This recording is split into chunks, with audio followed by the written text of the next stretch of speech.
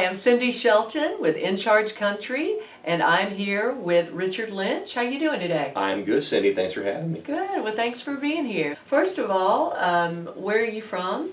Well, my name's Richard Lynch, and I'm from a little old town called Waynesville, Ohio. It's just north of Cincinnati, just south of Dayton, the southwestern Ohio area. We have a farm up there that, we bale hay and take care of horses, and we have country music concerts on our farm. So your latest single is called A Better Place. Yes. And that's also the album title. Yes, it is. Okay. Did you write or co-write a lot of the songs on the record? No, I didn't write any of these songs on this particular album. I do some writing, but not on this album. Mr. Billy Yates wrote 10 of the 12 songs, or co-wrote them, and he produced it for us. It's been an amazing adventure. We've had a lot of success with it, still building success with it, and we realize there's a need for some traditional country music out there, and because of it, it's kind of catapulted us to another level because we're doing it. So and it's a lot of fun, So where did you record that album? That was in Larry Beard's studio over in Berry Hill, part of town. Well, he's incredible at what he does. He produced and worked in his studio is amazing. Worked with some of the best musicians in the business, and I have nothing but great praise for Larry. He really did a great job for us. How did you find or meet Billy Yates? Well, Billy actually is a friend of ours. We have a guy named Randy Hayford. He does a lot of our promotion work and management work. And Billy and Randy have been friends for a long time. And so they kind of collaborated together, and Randy made mention to Billy Yates that, hey, I got this guy that wants to do a traditional album, and knowing that Billy was into the traditional music, that it was a natural fit. And so one thing led to another. We got to meet Billy, and Billy was gracious enough to do a duet with me on this particular album, and that really has done well for us. It's a blast.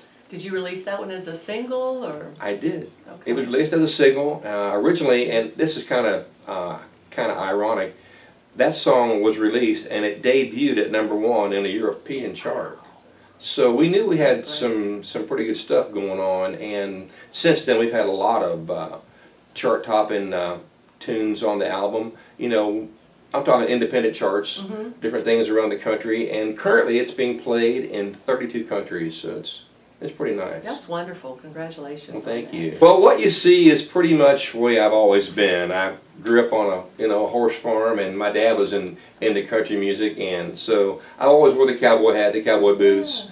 This is just pretty much an everyday kind of thing. I shouldn't say every day. I work on a farm, so I don't dress up like this on the farm. but if we're going to a gig and we're playing somewhere, or if we're going somewhere nice, I try to keep it the Western look. If you could set up your own dream team, producers, writers, just people that you'd want to work with, do you have a few people in mind? Yeah, there's a lot of folks out there that we have already established this little direction with. This album has been a huge success, and so we've dealt with some of the best musicians and studio pickers in the business. But as far as another album or our future progress, I would like to hit, and play with people like, Tracy Lawrence and somebody of that type of era, Mark Chestnut. That'd be something that I would love to kind of direct towards. Hey, Richard, I want to ask you about a charity that you started, am I correct? The Yes. Love Tattoo Foundation? Yeah, the Love Tattoo Foundation was started mainly by my wife, and her and I share a real passion for the military, the men and women of our military. The Love Tattoo comes from possibly a bullet wound or some kind of a psychological scar that was inflicted upon our military men and women. And so we kind of took a twist on the Love Tattoo Foundation and wanted to send something that showed our love and appreciation for these men and women.